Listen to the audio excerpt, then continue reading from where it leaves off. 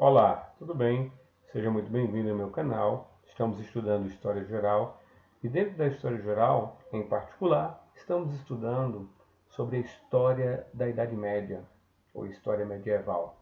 Meu nome é Beethoven Rezende, sou professor e escritor e estamos concluindo reflexões sobre Inquisição ou Inquisições versus intolerância ou tolerância. Então acompanha comigo. Trago para você uma belíssima obra, enquanto obra de Francisco de Goya, tentando representar o sabá das bruxas. E nisto eu trago para você uma citação do meu livro, Mulheres Marcadas pela Inquisição, a bruxa por trás de sua máscara. E na página 30 diz: para os inquisidores, as bruxas fizeram não só um pacto com o próprio Satanás, mas renunciavam de maneira mais profunda à fé católica, seu credo, seus ritos e seus símbolos sagrados. Dedicavam o corpo e a alma a todos os males e, por fim, ofereciam crianças em sacrifícios a Lúcifer. Era difundido também que se entregavam à luxúria carnal com incubos e com sucumbos e a todo tipo de deleites asquerosos. Falar sobre Inquisição, certamente, é perceber páginas negras, né, que foram escritas pelo cristianismo. Lembrar que, por exemplo, Joana d'Arc, conhecida como a Virgem de Orleans, ela foi condenada à heresia simplesmente porque nasce em um ambiente onde a intolerância religiosa, um sistema patriarcal tão intenso, fez com que pudessem ser visto nesta jovem, não é, uma voz que ia de contra, de certo, ao credo e ao poder da igreja. Ela foi sentenciada por bruxaria e heresia, seu corpo foi violentado, machucado, maculado e, por fim, não é? Ela recebe a pena capital, a pena mortal. Ela é condenada à morte. E o interessante, e ligado também ao desconcerto do pensamento, é ver que esta mesma igreja que permite a jovem ser sentenciada e morta, alguns séculos, né, após, veja que ela morre, né, no século XV, e no século XX ela foi declarada santa. Infelizmente, nós podemos perceber que a igreja que é fundada pelos evangelhos de Cristo, de fato vai se distanciando da essência do cristianismo e cada vez mais abraçando, não é? A tudo o que era de contrário era abraçava por meio da violência. Infelizmente, nós podemos ver que não muda muito para que nós possamos fazer uma reflexão trazendo para a contemporaneidade.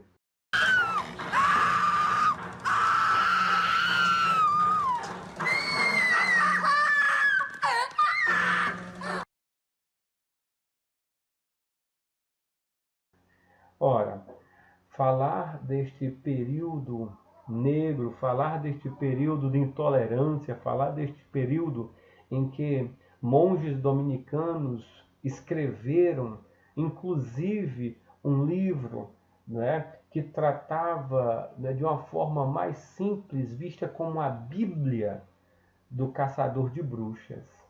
Nós estamos falando do Malleus Maleficarum, conhecido também como o Martelo das Feiticeiras. Este livro foi escrito por Heinrich Kramer e James Springer, né? Já no final do século XV. E em si, né, publicado originalmente em 1487 na Alemanha, o Martelo das Feiticeiras, ou Malleus Maleficarum, ele foi compilado por inquisidores dominicanos e é um dos tratados mais importantes já escritos sobre a caça às bruxas. Apesar de ter sido condenado pela Igreja Católica, o livro continuou sendo editado e durante 3 séculos foi a Bíblia, de fato, destes inquisidores, por muitos e por muitas partes da Europa, contribuindo para a repressão e a morte de mais de 100 mil mulheres. Um documento histórico de grande valor que mostra as consequências de uma das mais terríveis épocas da humanidade. As condenações do Santo Ofício, ou condenação do Tribunal do Santo Ofício, e o cenário europeu do século XV, obra fundamental, se você quiser tê-lo, para que você, consiga perceber o quanto estava sendo descontextualizada para provar a existência da bruxa, para guiar o clérigo ao reconhecimento sobrenatural desta bruxa e, por fim, serviria como manual jurídico para acusar, processar, condenar a bruxa até a morte. Algo semelhante, talvez, que nós estamos vivendo, na justiça no Brasil. Bom, e este livro, e eu até indico para que você possa ter, caso você queira estudar mais sobre Inquisição, não é?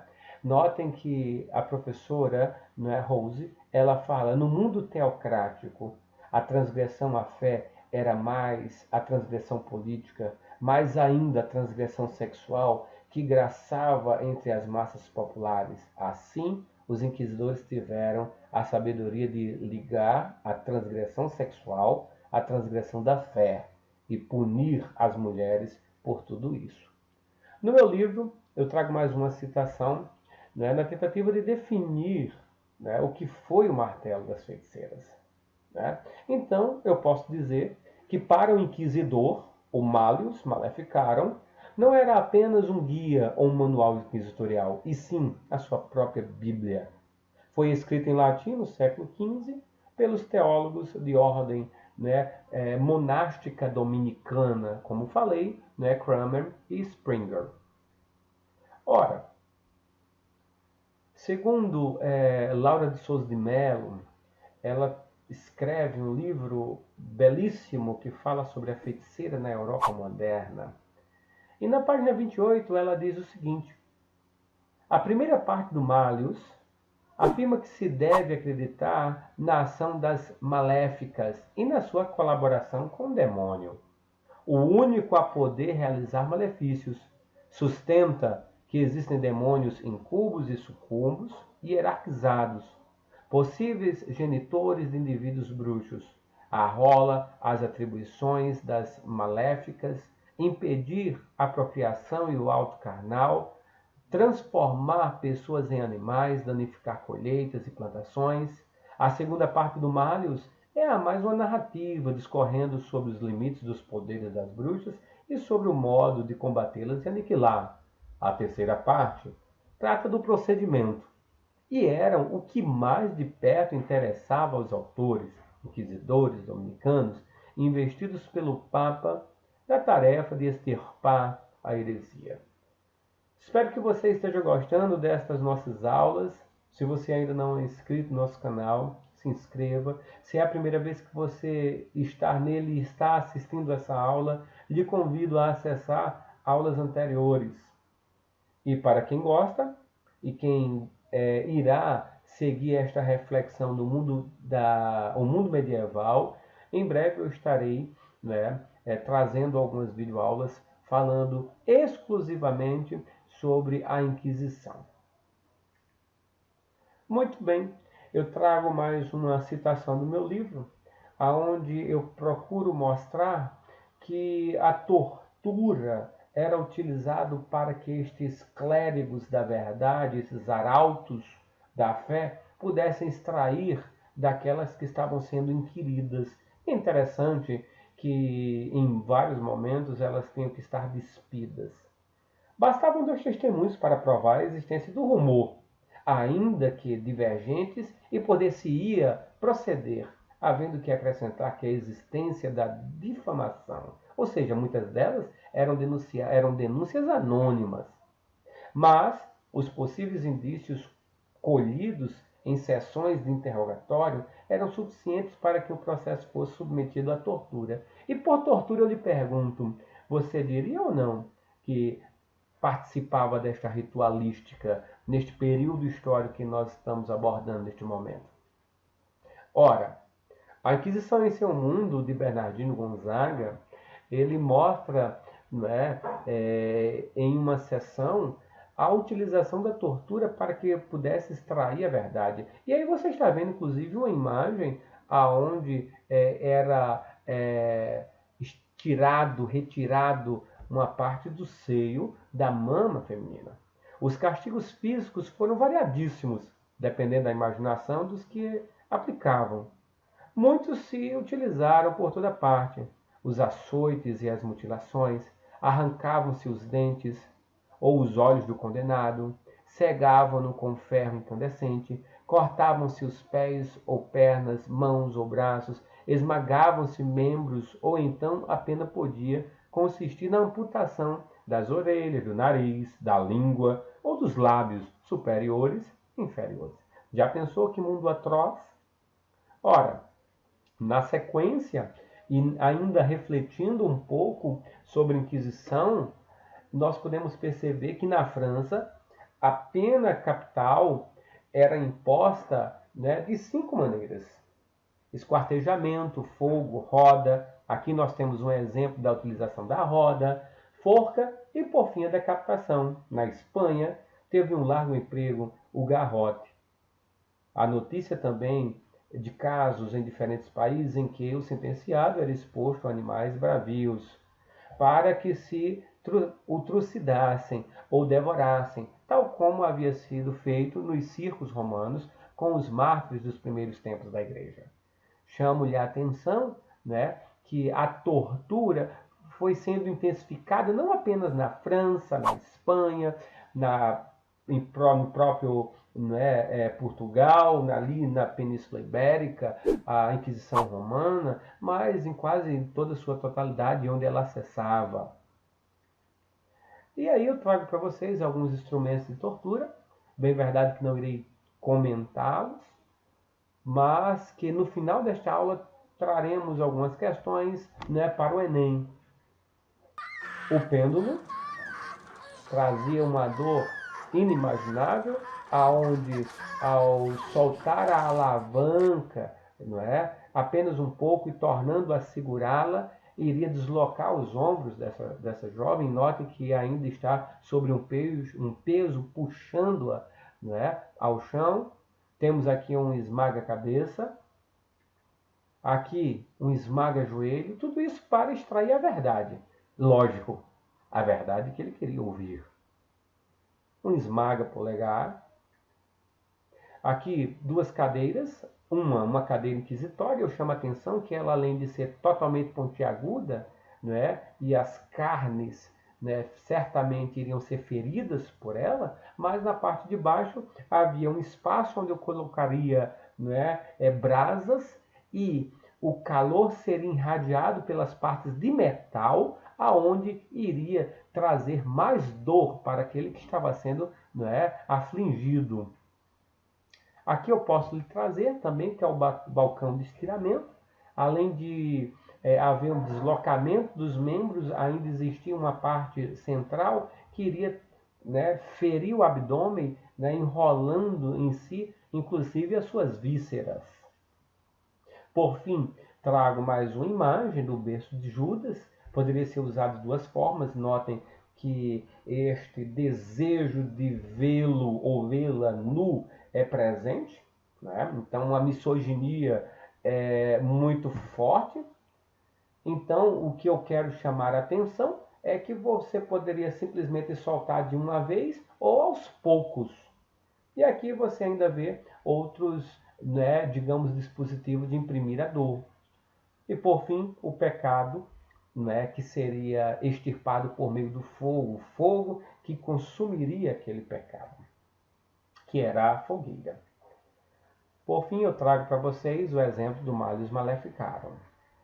Aqui uma questão para você refletir comigo. Em janeiro de 1592, Brás Dias, mameluco, natural da cidade da Bahia, confessou perante a mesa da Santa Inquisição que, durante 4 ou 5 anos, andando pelo sertão, fizera parte, junto com os gentios, de uma seita chamada Santidade, que funcionava na fazenda de Fernão Cabral, em Jaguaribe. A seita era dirigida por um índio chamado Antônio, que tinha sido criado pelos jesuítas nas missões. Entre outras coisas, esse Antônio, que era casado, batizava os próprios filhos utilizando 2 candeias acesas e um prato d'água, e chamavam a si próprios como os nomes de Jesus e Santa Maria. Nos cultos, celebrados ao pé das cruzes metidas no chão em montes de pedra, uivavam e se comportavam como macacos, sem regras nem ordens, comendo de várias deslizes heréticos. Esses testemunhos demonstram que, letra A, os missionários indígenas, formados nas reduções jesuíticas, reproduziam com perfeição os ritos católicos por toda a colônia. Letra B. A ação dos párocos nos dilatos sertões da colônia levava ao que os índios internalizassem os dogmas católicos aprendidos com os jesuítas. Letra C. A religiosidade popular, na colônia se caracterizava pelo sincretismo e assimilava mais facilmente os aspectos exteriores do culto católico. Letra B. Os indígenas aceitavam livremente as regras e a ortodoxia dos preceitos do culto católico, dispondo-se a imitá-los mesmo no sertão mais bravio? Letra E. Os indígenas já haviam sido postos em contato com o cristianismo por meio da pregação de bispos de chamados era apostólica. E aí?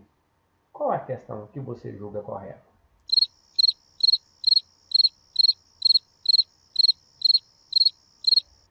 Parabéns se você assinalou a letra C. Mais uma última questão. No final do século XVI, na Bahia, Guiomar de Oliveira denunciou Antônia Nóbrega à Inquisição. Segundo o depoimento, esta lhe dava uns pós, não sabe de que, e outros pós de uso do finado, os quais pós ela confessante deu a beber em vinho ao dito seu marido para ser seu amigo e serem bem casados, e que todas essas coisas fez tendo-lhe dito a dita Antônia e ensinado que eram coisas diabólicas e que os diabos lhe ensinaram. Do ponto de vista da Inquisição, letra A.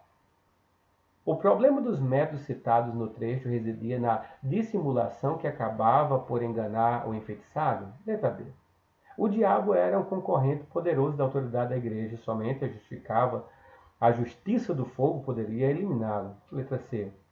Os ingredientes em decomposição das poções mágicas eram condenados porque afetavam a saúde da população? Letra D. As feiticeiras representavam séria ameaça à sociedade, pois eram perceptíveis suas tendências feministas? Letra E. Os cristãos deviam preservar a instituição do casamento recorrente exclusivamente aos ensinamentos da igreja? Então, o que você acha? Parabéns se você assinalou a letra E. Realmente, os cristãos deveriam preservar as instituições do casamento, recorrendo exclusividade aos ensinamentos da igreja. Espero que você tenha gostado de nossa aula. Se você não é inscrito em nosso canal, se inscreva, compartilhe esta aula com amigos, colegas e faz com que, se há alguma dúvida, assina aqui, digita, pergunta. Então eu trago a última informação que as práticas mágicas associadas ao demonismo eram comuns no Brasil colonial. O caso em questão demonstra o uso de uma feitiçaria praticada por uma mulher com fins aplicáveis ao casamento, como, para a Igreja Católica, o casamento é um sacramento. Permeado de orientações doutrinais, as práticas mágicas eram inteiramente condenáveis. Até a próxima.